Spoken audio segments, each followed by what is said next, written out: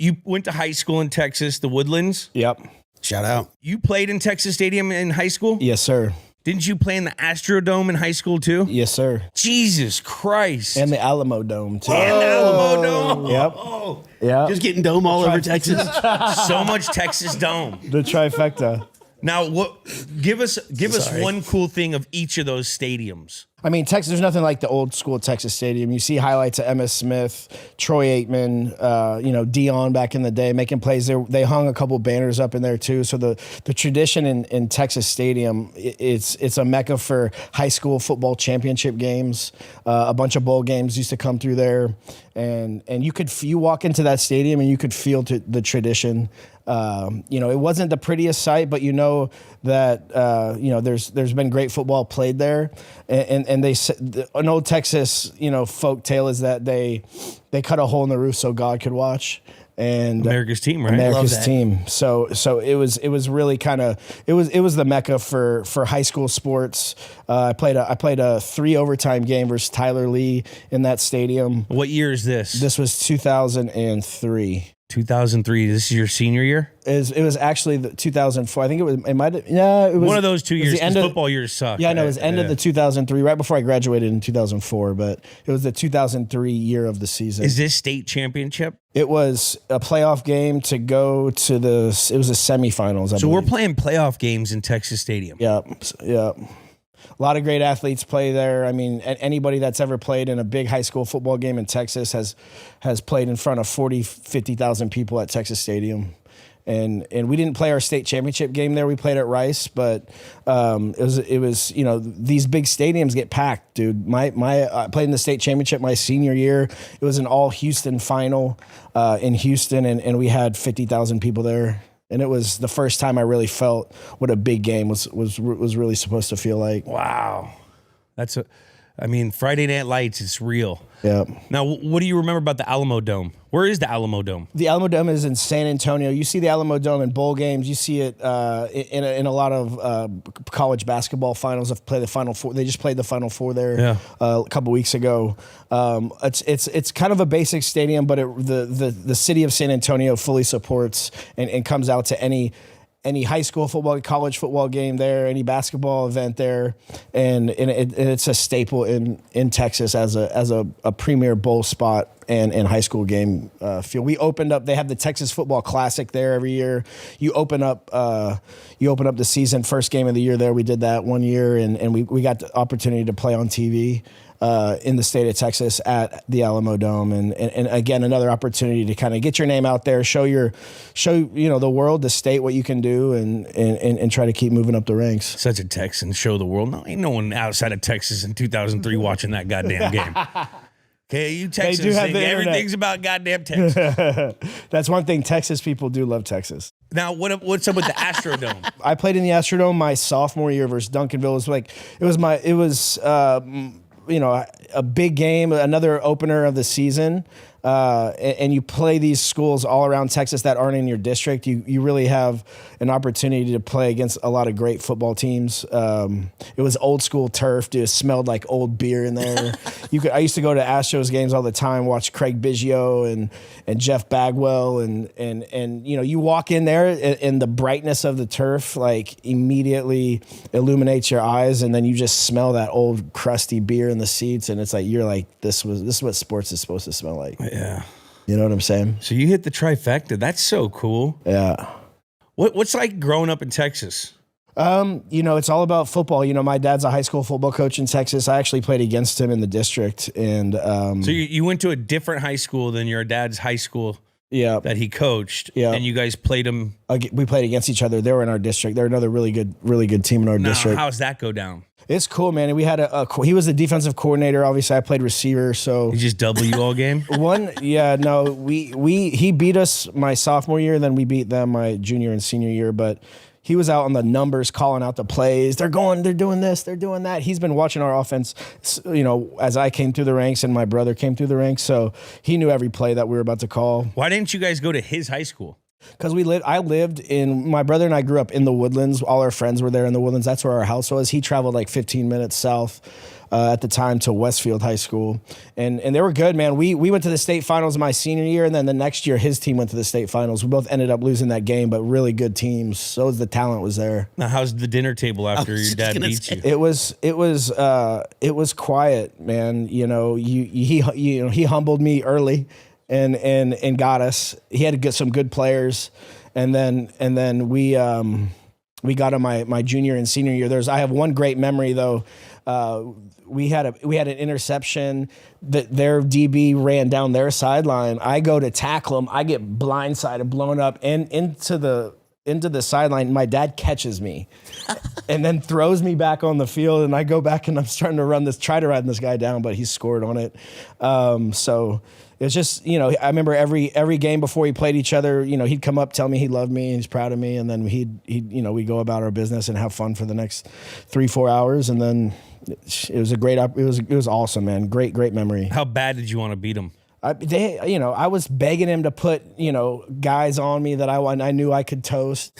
I'm like, give me Bobby, give me, you know, whoever, Billy. I don't care. I'm gonna toast all of them.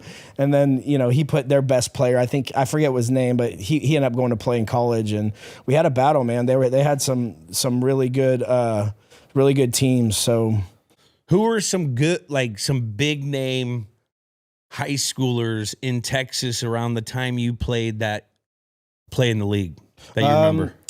I grew up watching Colt McCoy play. Colt McCoy played in the NFL for a long time. Chris Obanaya played in the NFL for a long time. Running back at Texas. Yeah, played I played with him in the Rams. He played in Cleveland for a while. You know, just a lot of guys that filter either through Texas A&M, Baylor, TCU, Texas Tech. And UT, yeah, that's UT. You know, they you know, these teams got a lot of money now, the NIL, and they can pay to get the best players. So now, wait up. You grew up in Texas. You go to Texas Tech. Did you want to go to UT? I initially wanted to go to A&M, but I remember my dad came home when I was a sophomore. I started getting recruited. And my dad said, you know, my dad had all this inside information because he was a high school football coach in the state. He knew all the recruiters, he knew all the coaches, and they would tell him like, hey, we're not going to offer you Danny. We'll, you know, and then so he came in and I wanted to go to A&M because he had Dante Hall went to A&M. My dad coached Dante in high school. Oh shit, really? I grew up watching A&M, going to Aggie Lane College Station to watch them play. Huge Aggie fan, wanted to go there. And my dad came home one day. He's like, listen, A&M told me they're not going to offer you a scholarship. I'm too small. And they had already delegated a certain amount of scholarships out to their guys already. And they had commits, so I wasn't going to touch the field there. But he came home one night and he said, Texas Tech's going to offer you. And I knew their offense, Cliff Kingsbury, Wes Welker, guys that, you know, Wes was catching 13, 15 balls a game and, you know, similar, you know, size and stature. I'm like, hey, I can do that. Let's go. So Tech offered me as a sophomore. I committed as a junior.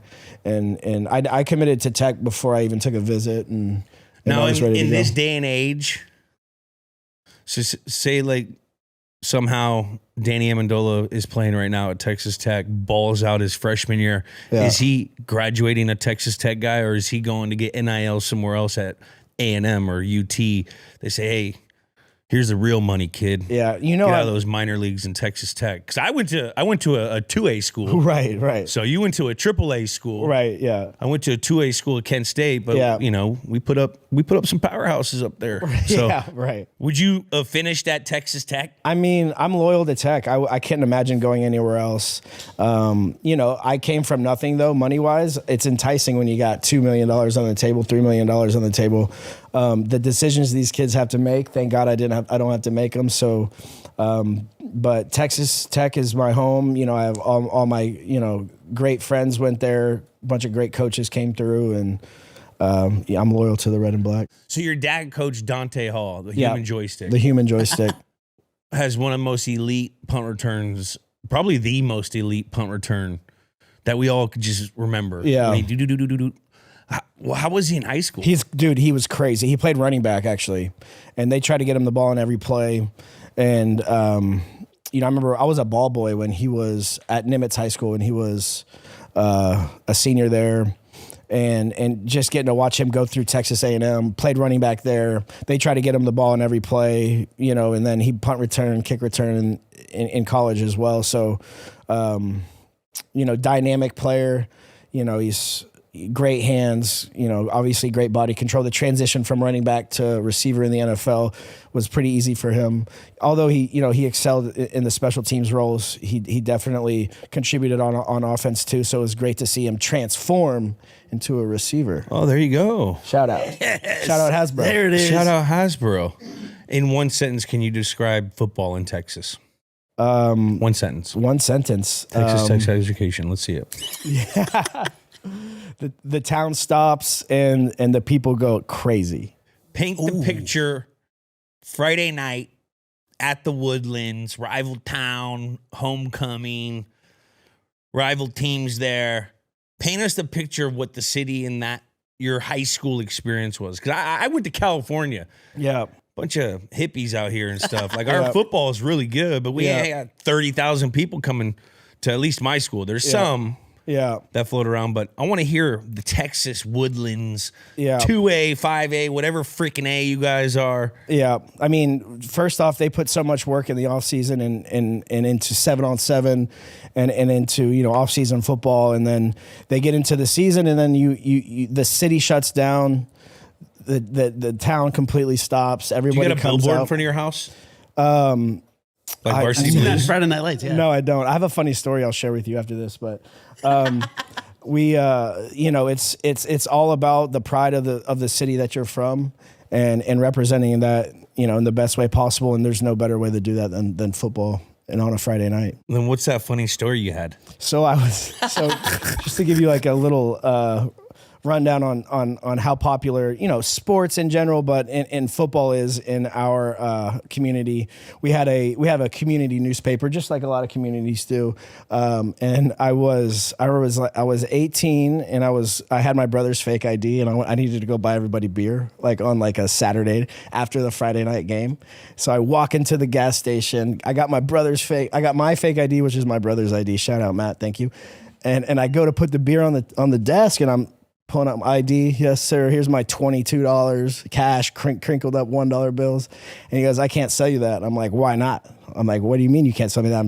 I'm clearly 22 years old.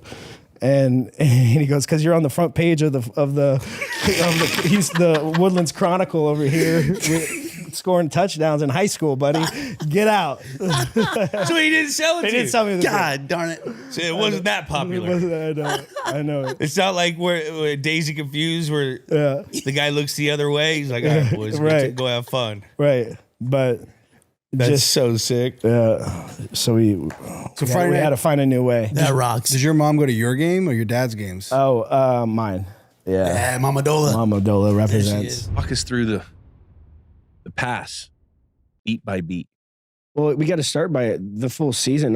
I think we practiced it a couple, maybe 3 times, whether it be in a walkthrough. I thought we put it in like week 2. We put it in week 2. We actually ran it against. We had it called with an alert versus you needed KC. to have the zone, right? Yeah, versus Kansas City on that Monday night game, and they gave us a man look, so we had to check out of it and run a slant backside with JoJo LaFell, who took it to the house actually. But because they gave us a man look, we couldn't run it, so it got called off, and then we didn't see it again until I think we ran it in a walkthrough, and we missed it in the walkthrough. In the walkthrough, missed it the night before the game. Yeah. So the coaches are freaking out. They're like, we're going to scrap it. I'm like, we're good. These slappies can't complete a pass. And then they called it in the game and we got the right look. And then end up working out, man. Remember this ball? Let me see. I remember the way it feels. Oh yeah, that's nice. It's a little wobbly though.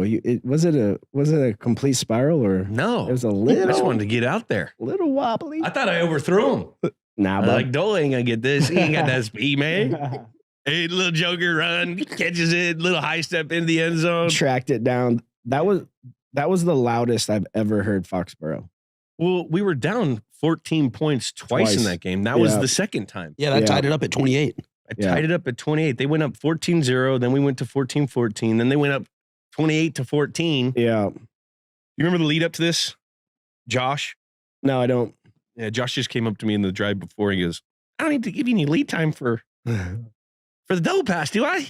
I'm like, no, I'm good. Yeah. Sitting there shitting my pants. Fuck, we're gonna throw this thing out there. Yeah.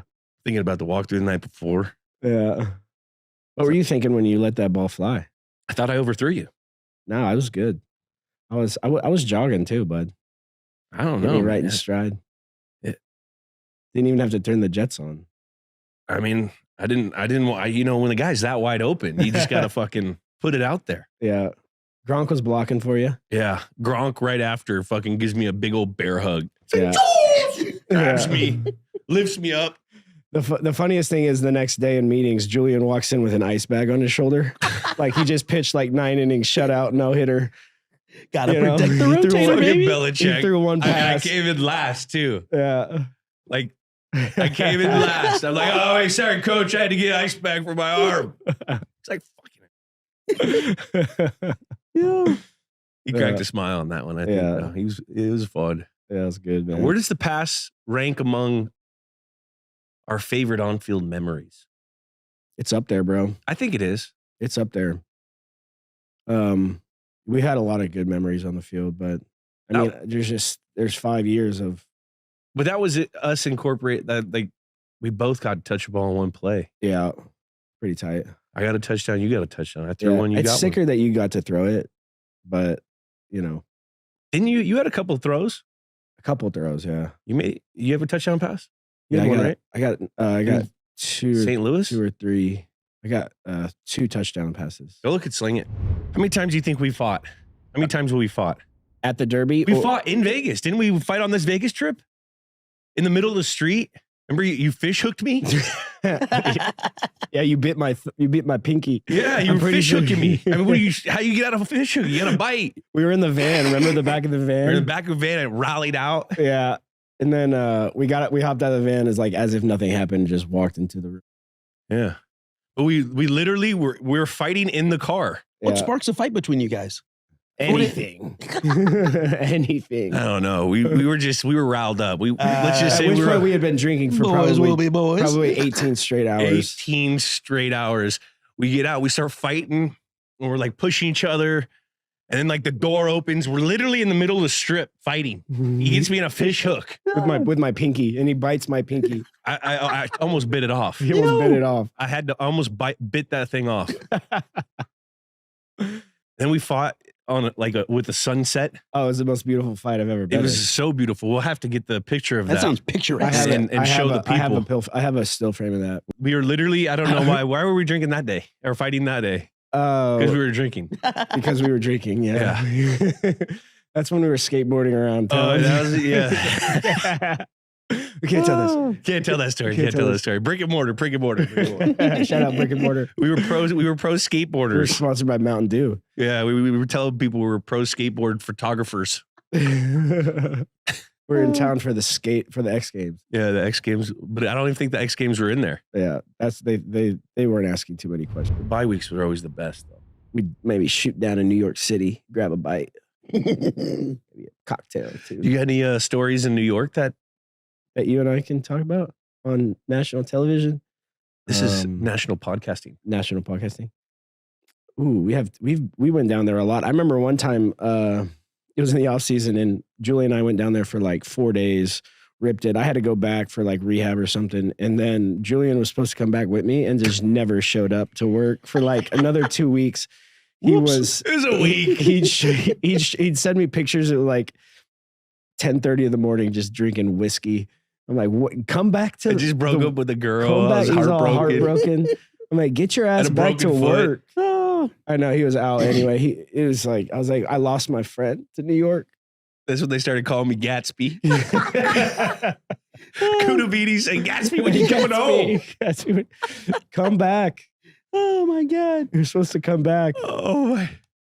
Or what about the time where we stuffed 15 people into a 6-person elevator? Oh my gosh. Yeah, we're on our way back to your spot. And 15 people in an elevator, and the elevator stops working.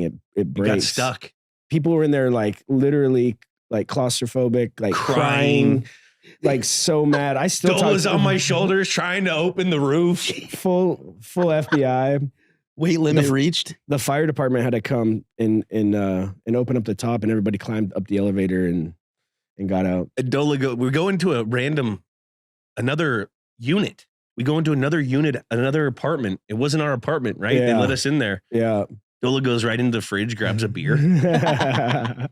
Fucking fire department. They're like, oh, these fucking assholes. It's Amendola and Edelman. And they're all Jets fans and shit. They go, fuck, we should have just left them.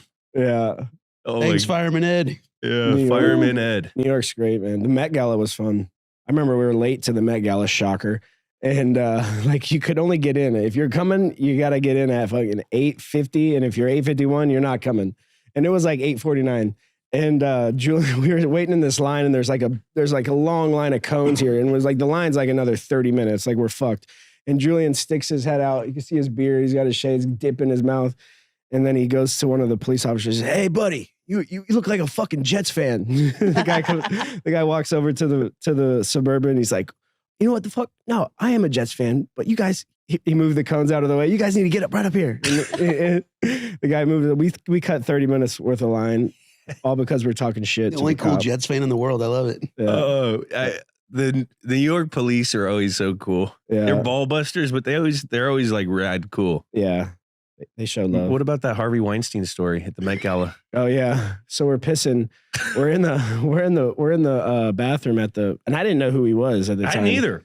And so we kind of knew he was like, big New York guy, like fucking loved. What do you like, the Jets or the Giants? Giants. I think he likes the Giants. So we're pissing right next to Harvey Weinstein, and Jules is on one side, I'm on the other, and Harvey's like, as long as I'm in Hollywood, you'll never work in show business playing for the Patriots. And I'm like, and I go, Harvey, as long as we're playing for the Patriots, the Giants will never win the Super Bowl. Got his ass. Did you sneak a peek? I heard he had like a fucked up little dick. No, I didn't see it. Okay. I didn't sneak a peek, Jack. One time I saw Alonzo. You birdwatcher, Jack? We got a title for those guys in the shower, National Geographic Bird Watchers. You watch your birds. I was at the Fountain Blue in Miami. This was years ago. And I was peeing next to Alonzo Mourning. I complimented his Rolex.